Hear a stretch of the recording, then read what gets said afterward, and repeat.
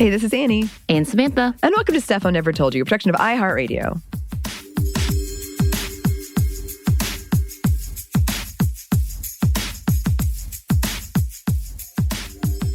And it's time for another Female First, which means we are once again fortunate enough to be joined by our good friend, the wonderful, delightful, lovely Yves. Welcome, Yves. Hi, and thanks for the welcome. Yay! It's getting longer, and I love it. I want to keep adding to it. Yeah, I do think about it. I'm like, which words have I already used? I gotta mix it up. It's a good exercise for me. It is, but they're all true, so it's obviously should be there. Absolutely all true. As always, we just had a really fun / kind of frustrating discussion before this about some really adult things that we're dealing with adulting. Ooh. But also we have had some travel going on and upcoming. So Yves, I know you're getting ready to do some stuff. How are you feeling about it? I'm feeling good about it. I feel excited at this point, not too stressed, because sometimes before I travel to places, I get this stress of anticipated stress of being in a new place, like having to deal with different languages and navigating. And one thing I was thinking about earlier is like the pace, so moving quickly. And that is one thing I'm glad about with this trip is a little longer. So I know that I won't have to be running from bus to bus or be walking around with my phone in my hand, constantly trying to figure things out. I think I get a little bit of anxiety around the constant being in a constant state of figuring things out, which can get so stressful. So I feel calm about it right now. I am going to drink some tea today. I'm going to try to work out these kinks in my back. I was telling Samantha that I'm feeling really stiff today. So I think that now I'm going to focus a little bit more now that all the adulting things we were talking about earlier that have brought up frustration are kind of out of the way. I think that I'm going to be able to focus on a little bit of physical peace before I have to move into some more motion and jet lag and things that won't be so physically great. Yeah, I hope so. I mean, I agree with all the stuff you said. Just thinking about long flights, my back just twinges. Yeah. It's already oh, no. And I'm definitely somebody who, when I travel, I love traveling, but I do make it into micromanage. Here's the schedule. Every second is accounted for. Mm-hmm. So I hope that this can be a more relaxing experience for you, Yves. Yeah. I'm glad you brought that up because I was just thinking about this and I was just telling some other people that I'm in a group with about it, about how I am a planner. And when I traveled earlier this year, I didn't plan much at all. And I was like, wow, it felt like a revelation. It's like, wow, I can actually do this. I am capable of it. I've told myself for so long that I know I'm going to have a terrible time if I don't have plans for everyday scheduled things, knowing that I paid for something in advance or got the ticket for the thing in advance. And I let go a lot of that earlier this year. And now that I have a little bit more time to do so, I have a whole week in a city where I don't have plans to do anything. If we want to go somewhere else, I'm down for taking a long train to get there, that kind of thing. So I am excited about releasing, surrendering to just whatever happens rather than just wrestling everything into my grasp, wrangling it and trying to control it, which is something that I tend to do a lot. Yeah, I hate doing all of the planning. Anney knows this. We've done this together. And I'm like, you do it. I don't want to think about it. These are my requests in the story. Everything else, if I don't have an opinion, that means I don't have an opinion. I really don't care. Please don't make me decide. That's my ideal vacation with one or two things that I know I definitely want to do. And the end of that is if anything else is asked, I'm just going to crumble into the floor because I don't want to. I don't want. You're going to melt into a pool of Samantha. Yeah, exactly. At least you know that about yourself.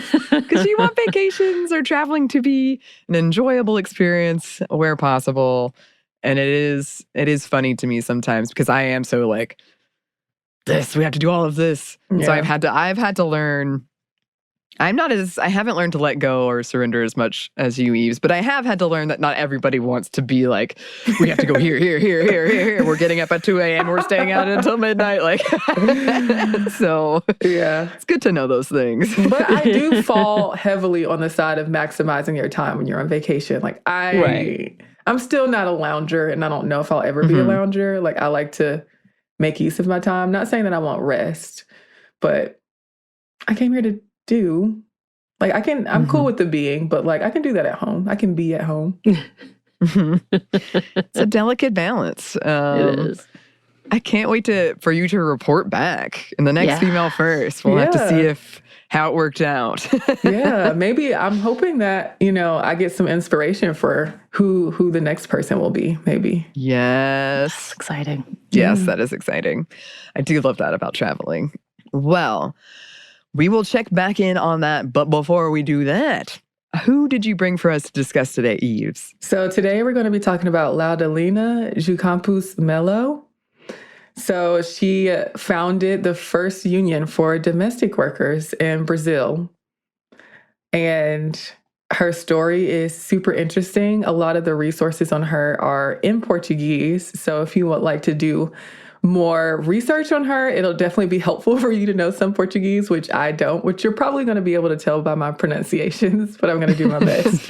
So we'll get into the history of domestic workers a little bit, in addition to Laudelina's history herself, a little bit of the history of enslaved people in Brazil, and history of labor in Brazil as well in today's episode. Yes, and I'm really excited to talk about this one because it was hard to find resources for me, like in my very basic, so I know kind of what you're talking about before we go in.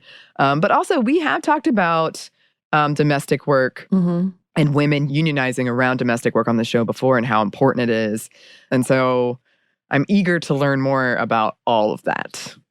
Yeah, that's a difficulty that we butt up against a lot with these histories. But I'm glad that, it's still worthy talking about people, even if you can't dig in as deeply if you don't speak the native language of the person that you're talking about. But I really want to make sure that I continue focusing on those people, even if they're not as easily accessible, because oftentimes that means that generally people who are just digging into some research or Googling and things like that, it's a little bit harder for them to do the research and the work themselves. So I think it's nice to have an easy jumping off point for learning more about Laudelina. Yes, agreed. That is certainly something we've run up against too, is we want to showcase people that might be harder in our kind of westernized Google searches to get their information.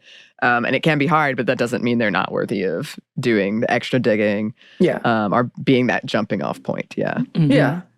And also that the fact of the matter is that the research that we're doing, these are people who know a lot about Laudelina and have written about her themselves. And they are the ones who provide access to these materials. So just, acknowledging the fact that there are people who are multilingual and are writing about Laudelina, and that some of these people can be resources as well. Yes.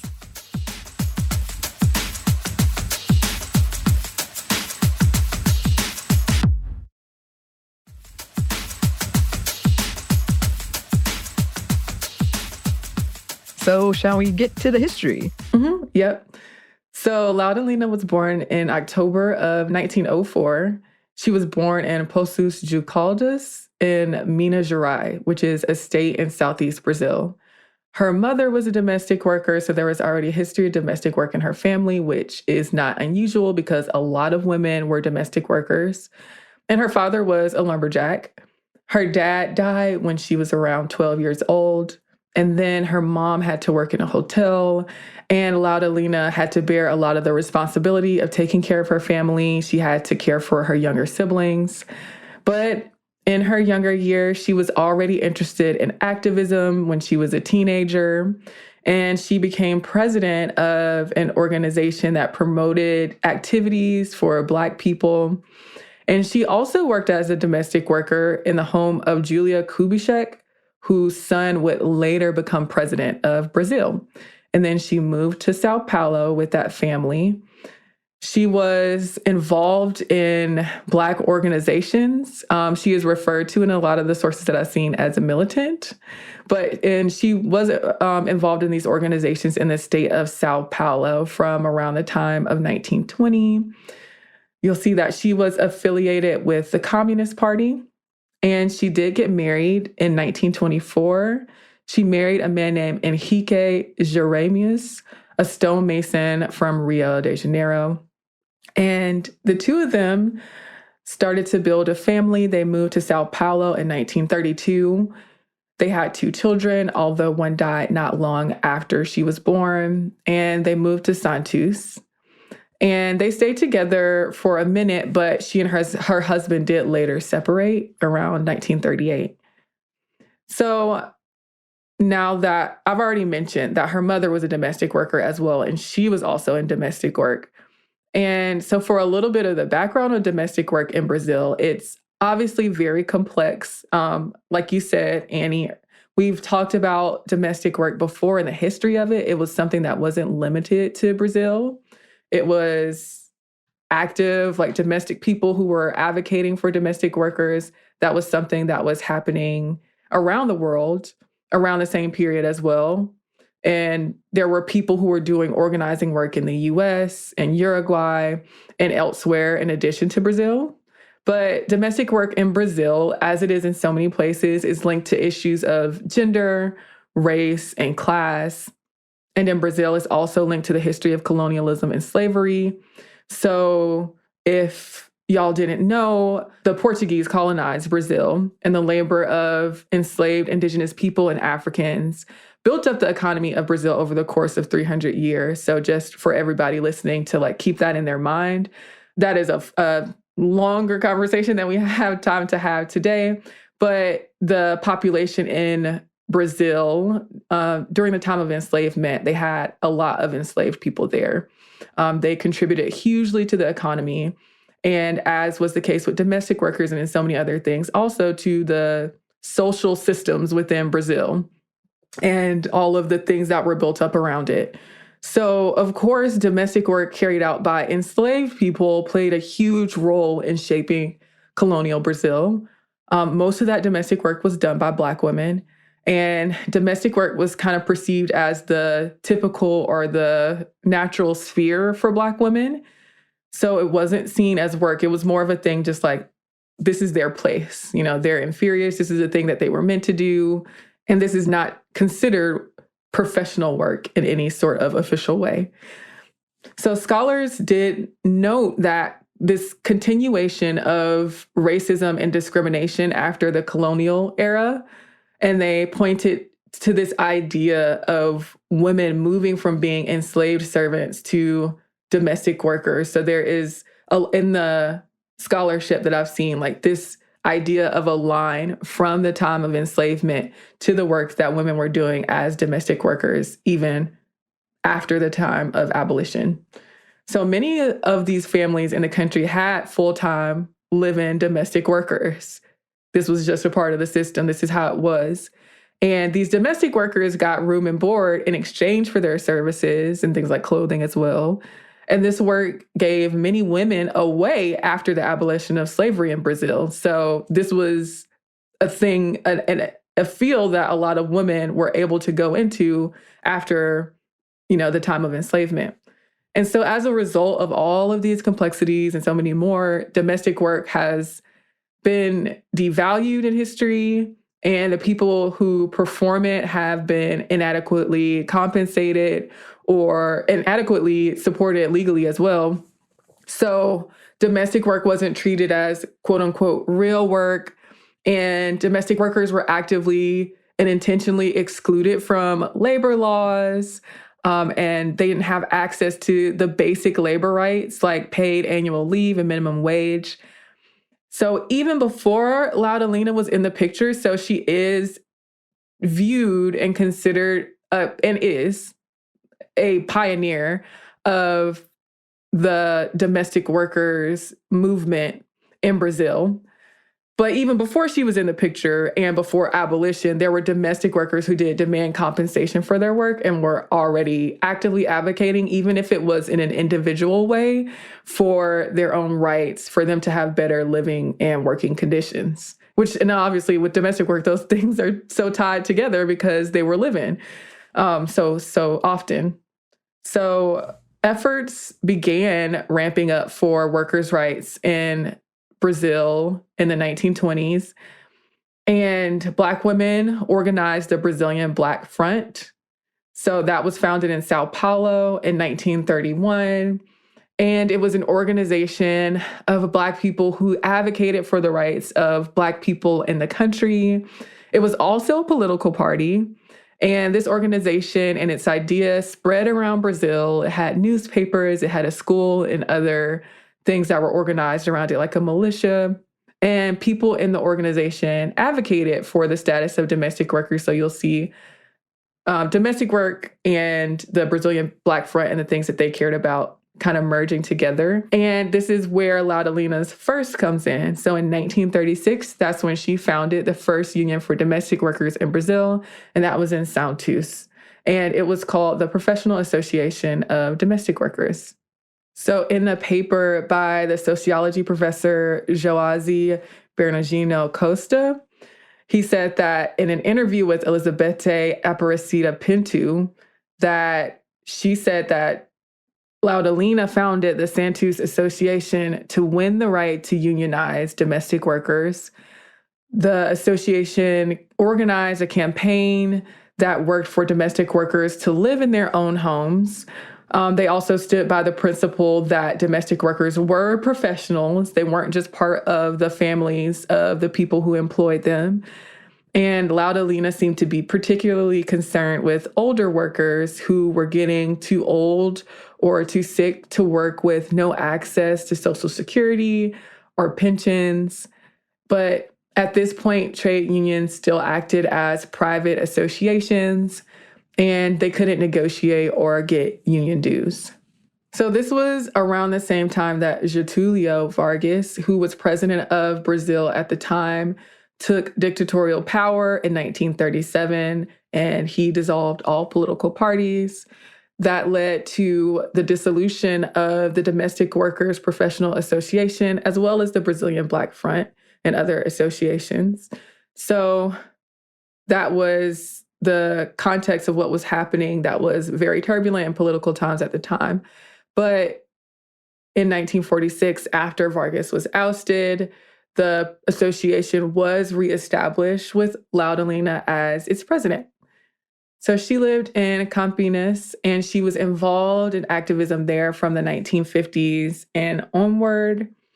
She was also active in the Black movement and involved in Black experimental theater, which was a group that organized activities for Black youth. And she organized other cultural events as well. So she continued to be active in organizing for domestic workers' labor rights.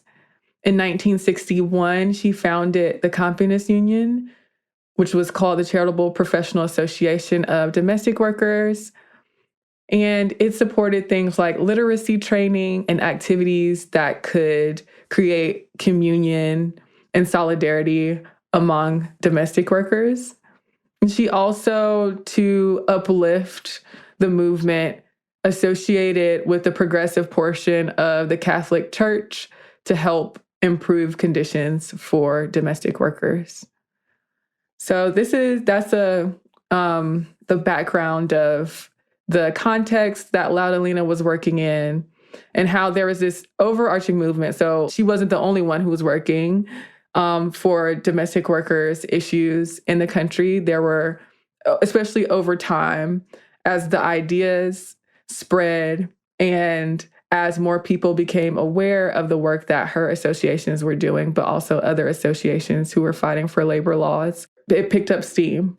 So in 1972, a domestic labor law was enacted. That meant that domestic workers were able to have their workers' cards signed by employers. They got 20 days paid annual leave, and they were integrated into the Social Security scheme. And it took time, as it always does when we talk about these things, that it's not just a single moment that culminates in something large happening or some rights being won for the group that's fighting for them, but it's something that happens over time. Obviously, as we talked about earlier, like this is a movement that started even before abolition, but that is continuing up into this moment. So all the work that Laudelina was doing was not isolated, and also just thinking about all the other communities around the world who are fighting for similar things. But over time, they did begin to gain more rights. So in 1988, the Association of Domestic Workers that was in Campinas became the Union of Domestic Workers. And it was because it was only at this point when domestic workers' trade unions were legally recognized as such, when the Constitution of Brazil was ratified. So the Constitution did protect basic rights of domestic workers under the law, but it only granted them some of those basic rights that other workers already had. So it was one of those things where it's like, we'll give you an inch, but not a mile. So they got minimum wage, and wages couldn't be reduced unless through agreement, paternity leave, maternity leave without bearing on employment or salary, an annual bonus equal to 1 month's salary, and paid annual leave that was at least 1/3 higher than the normal salary. So those were some of the things that they gained under the Constitution. But of course, that had limitations, like the right to collective bargaining, which is obviously super important in them being able to win some of the demands that they were putting upon people. And there were also no right to limited hours of work, which was a thing for domestic workers, because they worked all the time and they lived with the people who they were working for. But Laudelina's contributions in the work that she did and the organizing she did with her associations did contribute to some of those wins. She died in May of 1991, and she allowed her legacy to live on, actively took part in that by donating her home to the domestic workers movement, and it's still used as a union site. And even today, though, domestic work is still a significant portion of what women workers in the country do. So the overwhelming majority of domestic workers in the country are women. Most of them are Black. They're poorly paid, oftentimes with little employment security, and many don't have access to labor rights because there's still some informality in some of the contracts that the domestic workers have. But they have since gained more recognition and more labor rights as professionals, even from that 1988 Constitution that we were talking about earlier. They've gained the right for collective bargaining, things like paid legal holidays, the prohibition of domestic work for workers under 18, unemployment insurance, overtime pay, and limits on work hours, which is super important, and then protections in the case of dismissal without cause. So the amendments to the Constitution have basically granted them all the same basic rights that other workers had. And that is obviously a part of what Laudelina herself was fighting for. But just be mindful that these are things that are continuing beyond the time of her death, which was 1991. A lot of these things were happening in the early 2000s and into 2018 when some of these things were passed, and into today. So it's not something that has just ended and that, Laudelina did her work, and when she was done, everything was great and fine and dandy. So, but her contributions did help a lot in the progress that was achieved and gaining domestic workers the labor rights that they do have today.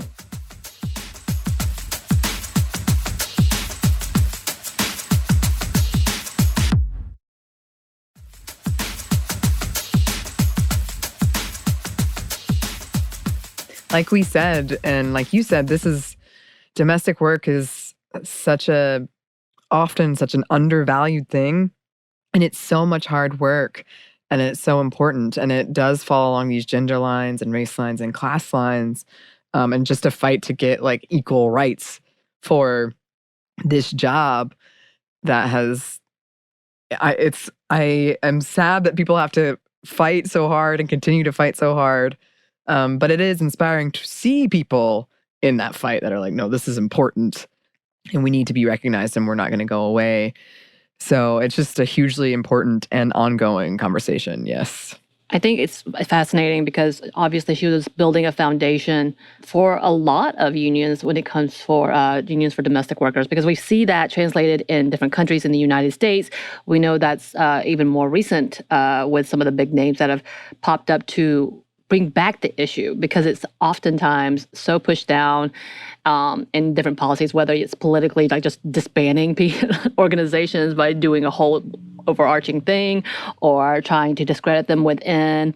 We know that union busters happen for a reason and who profits off of that. But the fact that she started this organization, started the fight so long ago, and is still holding tight to the point that she donated her home for a base, that's pretty phenomenal. That's a whole conversation in itself as what she stood for and how long her legacy stands still today.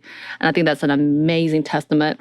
Unfortunately, that it's still fighting is awful. Like, there's so many things that you have to look at the positive, but this negative too is like, wow, that must wear on people in trying to have this conversation.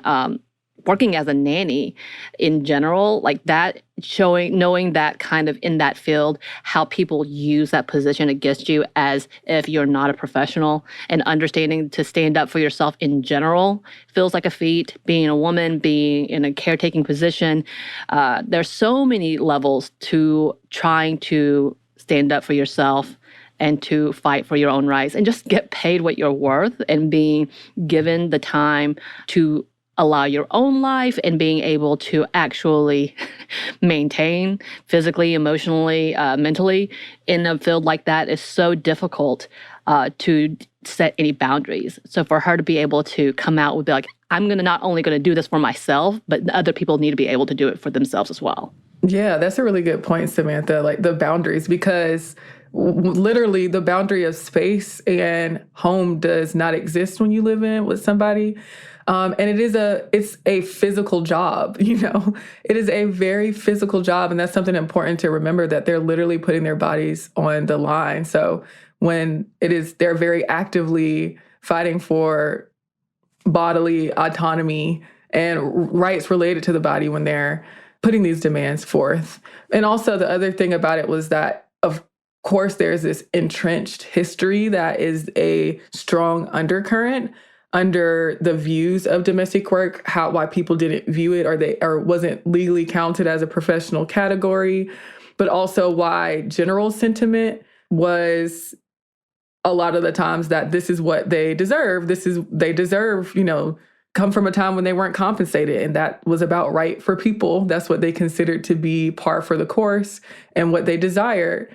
And you'll see things like people sending Laudelina letters about how, I don't think what you're saying it doesn't make any sense. Like, you don't deserve these rights. But that was also something that they were actively up against in laws that specifically said that, in plain and clear language, that domestic workers should not and will not and do not have the right to collectively bargain and things like that. So that, not to mention all of these political ups and downs and dictatorships and difficulties that they had to fight against that were larger, even if they weren't pointed toward them, that made it more difficult for them to get gains, like actually being able to unionize and collectively bargain. So it's also nice to see that persistence over time.